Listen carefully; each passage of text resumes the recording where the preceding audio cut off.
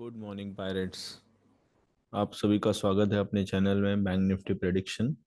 और यहाँ पे हम निफ्टी और बैंक निफ्टी एनालाइज करते हैं daily basis, but not using standard tools. It is like without using technical fundamental indicators, option chain data और F I S D I S data which is जो publish होता है NSC के website पे। हम बहुत ही अलग तरीके से निफ्टी और बैंक निफ्टी को एनालाइज करते हैं और देखेंगे कैसे एनालाइज करते हैं। आज है 5 दिसंबर 2022। तो आगे जाने से पहले अगर आपने इस चैनल को सब्सक्राइब नहीं किया है और नोटिफिकेशन आइकॉन पे क्लिक नहीं किया है तो प्लीज़ नोटिफिकेशन आइकॉन क्लिक कीजिए और चैनल को सब्सक्राइब कीजिए। सो जो हम डेली बेसिस पे एनालिसिस करते हैं तो उसके लिए आपको एक प्रॉपर नोटिफिकेशन मिल सकता है। ओके, और वीडियोस पे कमेंट कीजिए, वीडियोस लाइक कीजिए, और आपको अगर कोई क्वेरी है स्टॉक्स के रिलेटेड या इंडेक्स के रिलेटेड तो वीडियोस पे पोस्ट कीजिए। सो मैं अपने नेक्स्ट वीडियो में उसको कवर कर सकता हूँ। तो शुरुआत करते हैं निफ्टी के एनालिसिस से। सो निफ्टी के एनालिसिस में अगर हम देखेंगे, मोमेंट, निफ्टी ने प्राइमरी कंप्लीट कर लिया था। फर्स्ट प्राइमरी कंप्लीट हो गया था, निफ्टी का सेकंड प्राइमरी कंप्लीट हो गया था और हम लोग थर्ड प्राइमरी में हैं। तो थर्ड प्राइमरी अगर हम देखने जाएंगे तो एक्चुअली थर्ड प्राइमरी का target on top of each other ऐसे दिखता है, वो 19200 तक। लेकिन हर एक लो से निफ्टी में जो टारगेट बनता है रिसेंट हाई, तो इस लो से एक रिसेंट हाई, तो यहाँ से यहाँ तक का प्राइमरी मूव बिना किसी दिक्कत से पूरा हो सकता है, या यहाँ से यहाँ तक का प्राइमरी मूव बिना किसी दिक्कत से शुरू हो सकता है या कंप्लीट हो सकता है। लेकिन जब कभी भी एक रुकावट आ जाएगी प्राइमरी मूव में तो वो आएगी 267 पॉइंट्स की। तो यहाँ पे सिमिलर एक रुकावट आई है। तो प्राइमरी ट्रेंड अभी भी बुलिश है, ऊपर जाने के लिए मार्केट का टारगेट अभी तक पेंडिंग है 19, अप्रोक्सीमेटली 19150 या उसके आसपास, या उसके ऊपर भी क्यों जा सकता है। यहाँ पे अगर आप देखोगे मार्केट में एडिशनल मैनिपुलेशन हुआ था, तो ये एक साइडवेज मूव है ये पूरा, और उसके बाद मार्केट ने एक नीचे डाउन मूव लिया था। तो ये शिफ्ट है, शिफ्ट डाउन मतलब एडिशनल पैसा डाला गया। जो भी इसको ओन करते हैं, इंडेक्स को ओन करते हैं, उन्होंने एडिशनल पैसा डाल के एक नीचे मूवमेंट लेके आए हैं। तो इस मूवमेंट से ऊपर 2x और उसके ऊपर 3x भी जाने की संभावना है, ये अभी हम डिस्कस कर रहे हैं। तो मार्केट यहाँ से अभी भी ऊपर के टारगेट्स पेंडिंग है, जिसमें अल्टीमेट टारगेट है 20,000। ओके, तो यहाँ पे फिलहाल क्लियर जो टारगेट दिखाई दे रहा है हमें, वो फर्स्ट स्टेप है, मतलब सेकंड 2x और थर्ड स्टेप बाकी है। First nearest target is at 2x, तो 19200 समथिंग पे एक टारगेट है, और उसके बाद आके ये टारगेट्स देखे जाएंगे। 15 मिनट्स में हम देखेंगे कि प्राइमरी ट्रेंड तो बुलिश है क्या, सेकेंडरी भी बुलिश है। ये सेकेंडरी पूरा स्ट्रेंथ रिगेन करने के लिए मार्केट ने एक सेटल डाउन अप्रोच लिया था। 267 पॉइंट्स तक मार्केट नीचे आ सकता है जैसे हमने बोला है, तो अप्रोक्सीमेटली वहां तक तो पहुंचा है। तो सेकेंडरी कवर किया है, क्योंकि यहाँ पे माइनर ट्रेंड ब्रेकडाउन हुआ तो इसलिए सेकेंडरी कवर किया है। लेकिन सेकेंडरी अभी भी बुलिश है, तो ऊपर जाने की संभावना कंटिन्यू है। सेकेंडरी के अंदर अगर हम देखना चाहेंगे, थोड़ा सा पीछे जाता हूँ, यहाँ पे लोड नहीं हो पा रहा है। ओके, तो सेकेंडरी की संभावना हम देख पाएंगे तो सेकेंडरी जैसे बुलिश था और माइनर बियरिश हुआ था। माइनर बियरिश को अगर वो फिर से हम एनालाइज करेंगे तो ओके, एक डिसीजन मेकिंग पॉइंट पे हम रुके हैं 60 पॉइंट्स अप्रोक्सीमेटली, जो बोलता हूँ 60-61 पॉइंट्स। तो इस लो से अगर 60-61 पॉइंट्स ब्रेक हो रहा है, जो कि हुआ है, यहाँ पे दिख रहा है, इसका मतलब माइनर ट्रेंड ऊपर की तरफ जाने के लिए रेडी है। इसका मतलब ऊपर माइनर 120 पॉइंट्स का टोटल, अप्रोक्सीमेटली 120 पॉइंट्स का मूव हो सकता है, और उसके लिए यहाँ पे आरएसआई को ऊपर 151 अबव आना जरूरी है। आरएसआई हम अलग तरीके से कैलकुलेट करते हैं, लेकिन ये जरूरी है। तो अगर वो ऊपर आ सकता है तो ही माइनर मूव फिर से रिज्यूम होगा और हम बुलिश मूव पे चले जाएंगे। तो primary is bullish secondary is bullish and minor turning bullish. So minor अभी तक डिसीजन नहीं ले पा रहा है।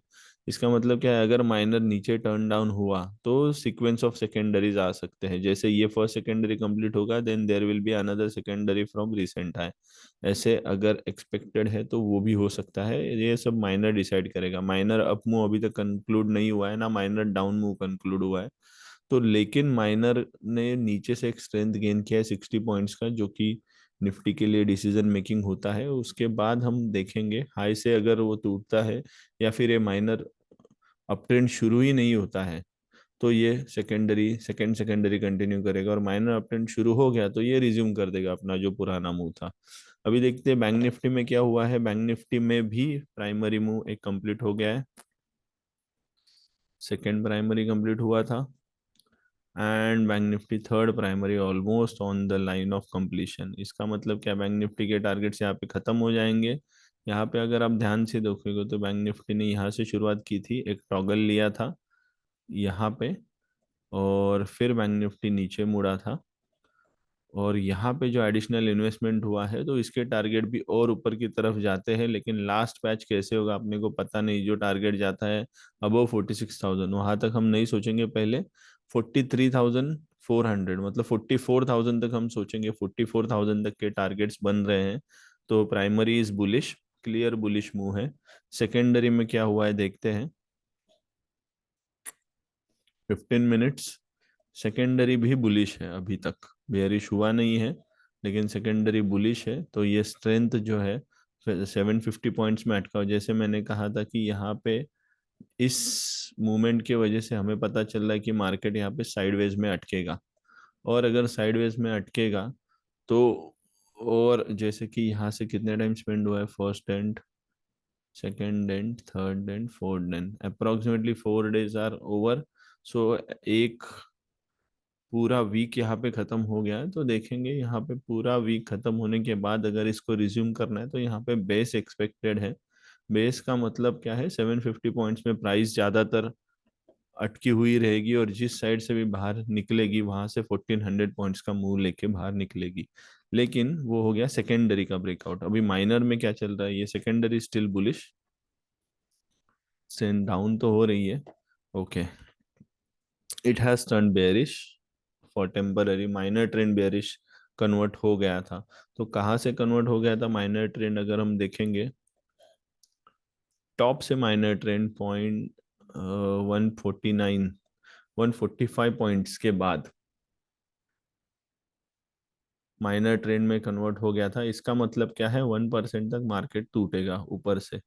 और अगर हम देखने जाएंगे तो 1% के नीचे टूट गया है। इसका मतलब ओके, 750 का मूव लेने के लिए मार्केट तैयार तो है। यहाँ पे ये दिख रहा है कि 750 का मूव कंप्लीट हो सकता है, बिकॉज हम पीजेड के भी नीचे आ गए हैं। तो यहाँ पे अगर कोई हमें प्रोटेक्ट करेगा तो लो से एक ट्रेंड ब्रेकर आना चाहिए, जो ट्रेंड ब्रेकर 145 पॉइंट्स के ऊपर होना चाहिए। और यहाँ पे वो दिख रहा है। ओके, तो 145 के ऊपर तो है।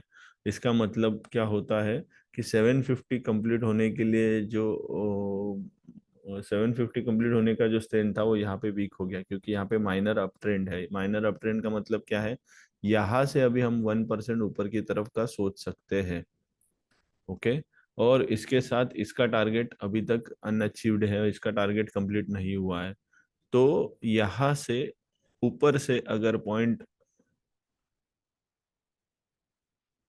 140 142 145 पॉइंट्स के नीचे अगर आ गया तो ये टारगेट कंप्लीट होके फिर हम रिज्यूम करेंगे।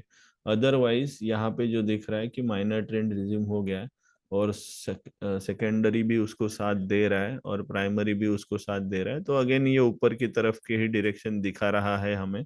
और वो डायरेक्शन के लिए फिलहाल या इस ये मूव कंप्लीट होने के लिए फिलहाल तो और टाइम बाकी है, और उसके ऊपर भी एक नेक्स्ट बॉक्स अभी भी बाकी है। तो हम वेट करेंगे। इसके साथ हम लोग देखते हैं कि कौन से स्टॉक्स जो है जो अपने अपॉर्चुनिटी विंडो में दिख रहे हैं।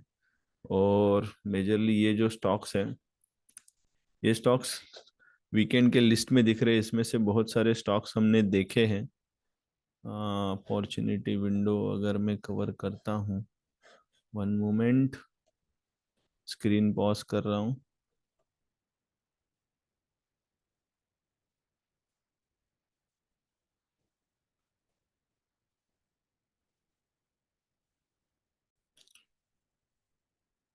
तो अपॉर्चुनिटी विंडो में मैं डाल रहा हूँ।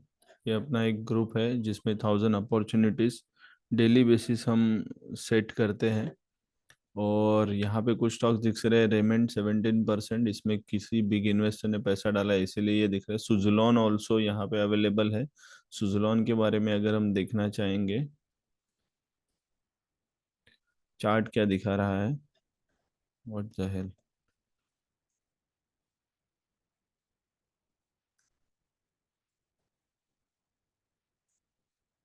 One moment.